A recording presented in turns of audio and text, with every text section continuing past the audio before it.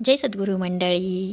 तर सगळ्यांचं स्वागत आहे माझ्या रेसिपीमध्ये. तर आज मी मस्त असे रात्रीच्या जेवणासाठी चमचमीत असे शेंगोळे बनवणार आहे. तर ते शेंगोळे कुळीथचे असणार आहेत. कुळीथचे पीठ मधले हे शेंगोळे तुम्ही जर रात्रीच्या जेवणासाठी बनवाल तर पोटभर खाल आणि इतकी भारी लागते ही रेसिपी.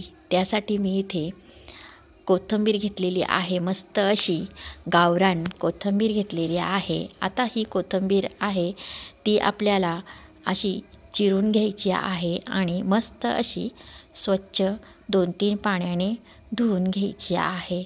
आता तोपर्यंत मी इथे हा मसाला करून घेणार आहे. मसाल्यासाठी इथे मी लसूण घेतलं आहे. लसणाच्या 10-15 पाकळ्या घेतलेल्या आहेत. थोडं जास्त घालायचं आहे आपल्याला. थोडं आलं घातलं आहे आणि हिरव्या मिरच्या घातलेल्या आहेत. तर इथे 1 चमचा असं मी जिरं घातलेलं आहे. आता ही पेस्ट अशी करून घेतलेली आहे. आता मिरच्या थोड्या तिखट आहेत. तिखट नसल्या तर वरून लाल तिखटसुद्धा आपण घालू शकतो. आता मस्त अशी कोथिंबीर बारीक अशी चिरून घेते. तर बघा, कोथिंबीर ह्या पद्धतीने आपल्याला बारीकच चिरायची आहे आणि मस्त अशी 2-3 पाण्याने कोथिंबीर स्वच्छ मी धुवून घेते. आता इथे परातीमध्ये कोथिंबीर घेतलेली आहे.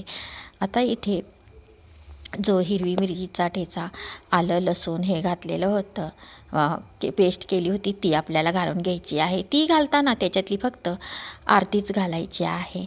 आणि आता इथे चवीनुसार मीठसुद्धा लगेच घालून घेतलेलं आहे. आता मंडळी इथे आपल्याला हळद घालायची आहे. हळद घालते आणि त्याच्यानंतर इथे मी थोडं हिंगसुद्धा घातले. आता आपल्याला इथे गव्हाचं पीठ घ्यायचं आहे. गव्हाचं पीठ आपल्याला थोडं भरपूर घ्यायचं आहे आणि नंतर मग कुळीथचं पीठ देखील आपल्याला घ्यायचं आहे. बघा, तर पहिले गव्हाचं पीठ घेतलं, नंतर कुळीथचं पीठ घेतलेलं आहे. आता इथे हे ना आपल्याला हे पीठ असं मळून घ्यायचं आहे.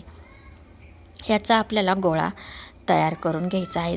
पीठ जोपर्यंत आपण मळतो तोपर्यंत इथे मी गॅसवर एक पातेल्यामध्ये पाणी ठेवलेलं आहे. हे पाणी गरम करायला ठेवलेलं आहे आणि साईडला एका कढईमध्ये मी आता मस्त आपल्या शेंगोळ्यांकरता फोडणी देणार आहे. 3 पळी तेल घातले, मोहरी घातले, जिरं घातले आणि जे उरलेलं होतं आलं लसूण हिरवी मिरचीचा ठेचा तो घातले. आता मीठसुद्धा घातलं. आता कोथिंबीर होती सुकी जी धुतलेली ती घातली. यामध्येही कोथिंबीर आपण घातली तर खूप सुंदर लागते. आणि इथे हिंग, हळद हे सुद्धा घातलेलं आहे. तुम्हाला खूप तिखट लागत असतील तर तुम्ही थोडं लाल तिखटसुद्धा घालू शकता. आता इथे मी जे गरम पाणी ठेवलेलं होतं ते आपल्याला पाणी भरपूर ठेवायचं आहे. तरी मी इथे 4 तांब्या पाणी ठेवलेलं होतं. तर आपलं पीठ बघा या पद्धतीने असं मळून झालेलं आहे. आणि आपल्याला शेंगोळे जे बनवायचे आहेत ते एकदम असे पातळ करायचे आहेत, म्हणजे शिजताना लवकर पण शिजतात आणि खायला पण खूप छान लागतात. तर रात्रीच्या जेवणासाठी असेच शेंगोळे तुम्ही एखाद दिवस या पद्धतीने ही रेसिपी बनवून तर बघा आणि खूप सुंदर लागते. आता हे आपलं पाणी उकळायला लागेल. आता जोपर्यंत पाणी उकळत नाही तोपर्यंत आपले इथे शेंगोळेसुद्धा या पद्धतीने असे तयार करून घेतलेले आहेत. शेंगोळे आता आपले सर्व शेंगोळे तयार झालेले आहेत आणि इथे खळखळ असं पाणीसुद्धा आपलं उकळायला लागलेलं आहे. आता बघा, इथे थोडे थोडे करून हे शेंगोळे आपल्याला ह्या पाण्यामध्ये सोडून घ्यायचे आहेत. आता बघा, सर्व शेंगोळे सोडून घेतलेले आहेत.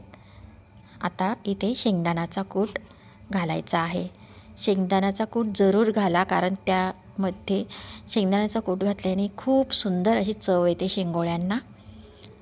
आता शेंगोळे जास्त हलवायचे नाहीत. आपल्याला 20-25 मिनटं एकदम मध्यम गॅसवर शिजू द्यायचे आहेत आणि मधीच असे हलवायचं आहे, म्हणजे तुटणार नाहीत शेंगोळे. आणि मुख्य म्हणजे याच्यावर झाकण ठेवायचं नाही, कारण झाकण ठेवलं तर हे रस जे आहे ते ओतू जाईल. मधी 2दा-3दा असं मी इथे असं हलवून घेतलेलं आहे. आता बघा, आणखीन मी 5-1 मिनटं ठेवणार आहे. खूप सुंदर लागतात हे खायला आणि तोंडाला अशी छान चव पण येते आणि पोट पण छान भरतं. म्हणजे भाजी चपाती करायचा कंटाळा जर आला असेल तर नक्की असे शेंगोळे तुम्ही बनवा. आपले शेंगोळे तयार झालेले आहेत. वा, एकच नंबर. तर मंडळी, ही रेसिपी तुम्हाला कशी वाटली मला नक्की कमेंटमध्ये सांगा. लाईक, शेअर आणि सबस्क्राईब करायला विसरू नका.